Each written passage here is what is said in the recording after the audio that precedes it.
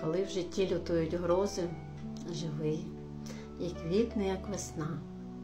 Людина, не пізнавши сльози і радості, ціну не зна.